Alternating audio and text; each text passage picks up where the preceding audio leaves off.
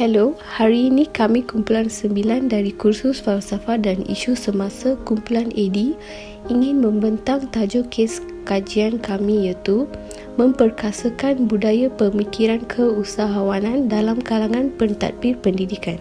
Pengenalan. Tajuk kajian kes dibincangkan ialah memperkasakan budaya pemikiran dalam kalangan pentadbir pendidikan. Ingin meningkatkan pengetahuan tentang pendidikan negara yang dapat membantu kajian kes ini. Yang ketiga, mengetahui definisi keusahawanan supaya pentadbir pendidikan dapat memupukkan semangat keusahawanan dan dapat memperkasakan budaya pemikiran keusahawanan.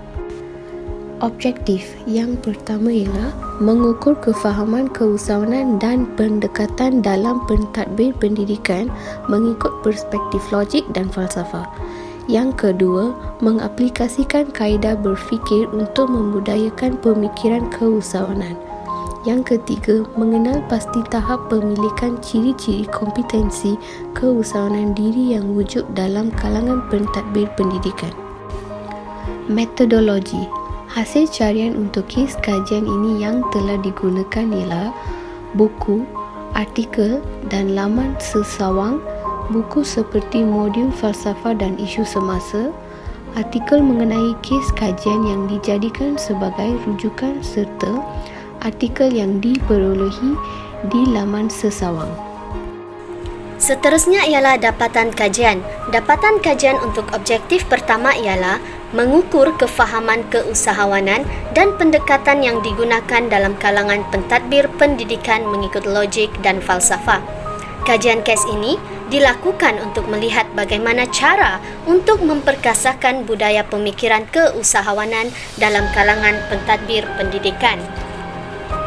Pentadbir pendidikan mestilah mempunyai kompetensi dalam satu-satu pengetahuan di mana dalam konteks ini ialah pengetahuan tentang keusahawanan. Kompetensi menurut Kementerian Pelajaran Malaysia melibatkan proses pengajaran yang berkaitan personal dan profesional, sosial seperti pengajaran, kepakaran dalam mata pelajaran dan kepakaran dalam teori tentang pengajaran dan pembelajaran khususnya keusahawanan.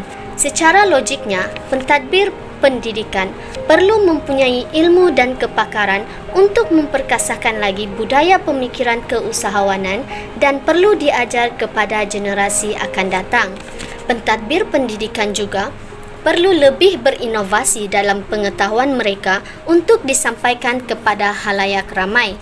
Ini kerana dengan inovasi, pentadbir pendidikan dapat menambahbaikkan kefahaman mereka terhadap sesuatu perkara dan juga kepada pelajar, dan ia dapat memupuk semangat dalam diri mereka untuk memperkasakan budaya pemikiran keusahawanan tersebut. Walau bagaimanapun, terdapat segelintir pegawai pentadbir yang tidak berinovasi dan menyebabkan budaya pemikiran keusahawanan tidak dapat diperkasakan dalam kalangan mereka dan juga pelajar. Selain itu, pentadbir pendidikan juga mesti memiliki kemahiran insaniah. Kemahiran insaniah adalah kemahiran yang perlu dimiliki oleh seseorang untuk berfungsi dengan berkesan sewaktu melakukan apa-apa pekerjaan mengikut kemahiran khusus yang dimiliki. Kemahiran insaniah berkembang melalui proses semula jadi seperti tumbesaran, kematangan dan juga penuaan. Konsep pendidikan keusahawanan juga mesti diterapkan dalam kalangan pentadbir pendidikan untuk membudayakan pemikiran keusahawanan. Pendidikan keusahawanan merujuk kepada proses mendapatkan ilmu pengetahuan dan kemahiran tentang segala kegiatan yang dilakukan oleh usahawan melalui pengajaran dan pembelajaran sama ada secara formal ataupun tidak formal. Kualiti pendidikan juga perlu ditingkatkan untuk memastikan terjaganya budaya pemikiran keusahawanan tersebut. Di samping itu, kemahiran pedagogi ialah kemahiran pengajaran untuk menyampaikan pengetahuan yang diutamakan dalam kalangan pentadbir pendidikan. Pengetahuan pedagogi merupakan pengetahuan unik kepada profesion perguruan kerana ia adalah pengetahuan yang dapat membantu guru menyelesaikan masalah yang berkaitan pendidikan dan dapat membezakan profesion guru dengan profesion lain. Seterusnya, dapatan kajian untuk objektif kedua, iaitu mengaplikasikan kaedah berfikir dalam membudayakan pemikiran keusahawanan. Pentadbir pendidikan perlu mengaplikasikan kaedah berfikir, iaitu kaedah yang pertama, kaedah berfikir didaktif. Kaedah ini ialah kaedah umum ke atas masalah khusus untuk menjelaskan masalah khusus tersebut. Ia dihasilkan melalui penyusunan beberapa premis dalam struktur tertentu. Contohnya, premis yang pertama, pentadbir pendidikan adalah golongan yang berurusan dengan pegawai bawahan dan para pelajar atau mahasiswa-mahasiswi. Premis kedua, golongan yang menjalankan urusan pendidikan menggunakan buku dan pen dalam urusan mereka.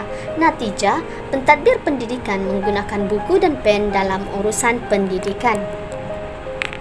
Kaedah berfikir yang kedua adalah kaedah berfikir induktif. Kaedah ini merujuk kepada penalaran daripada kes khusus ataupun spesifik kepada yang umum. Contoh bagi kaedah ini adalah seperti berikut. Didapati kebanyakan para mahasiswa di universiti gemar menjadikan coklat sebagai makanan ringan semasa belajar. Maka disimpulkan semua mahasiswa universiti menggemari coklat. Maksudnya, oleh sebab kebanyakan pelajar universiti suka makan coklat sebagai makanan ringan, maka kita anggap semua pelajar universiti suka makan coklat. Okey, contoh kedua pula, didapati para mahasiswa tidak membeli makanan berperisa lain selain coklat, maka kesimpulan dapat dibuat bahawa coklat merupakan perisa kegemaran semua mahasiswa universiti.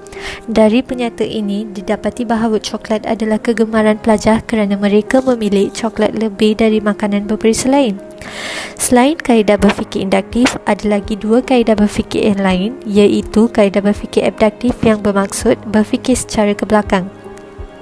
Yang bermaksud thinking backwards, dan juga kaedah berfikir heuristik yang merujuk kepada kaedah berfikir yang bersifat penerokaan dan bukan yang bersifat penilaian yang sesuai untuk penyelesaian masalah dan untuk mengambil keputusan.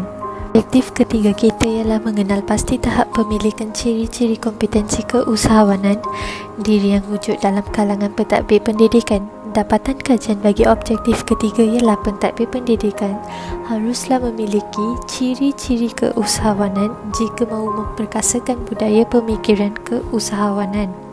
Seterusnya, pentadbir pendidikan mestilah mempunyai ciri-ciri berinisiatif, dapat menyelesaikan masalah secara kreatif, mempunyai perancangan yang sistematik dan banyak lagi.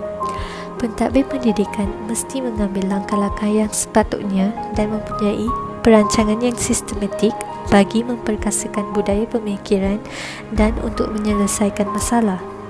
Daripada kajian ini, kita boleh merumuskan bahawa kita dapat menggambarkan pentadbir pendidikan memiliki kefahaman tentang keusahawanan dan pendekatan yang digunakan serta bagaimana pentadbir pendidikan dapat mengaplikasikan kaedah berfikir untuk memperkasakan budaya pemikiran keusahawanan dan mengenal pasti tahap pendidikan ciri-ciri keusahawanan yang perlu ada pada pentadbir pendidikan. Terima kasih kepada anda kerana sudi mendengar.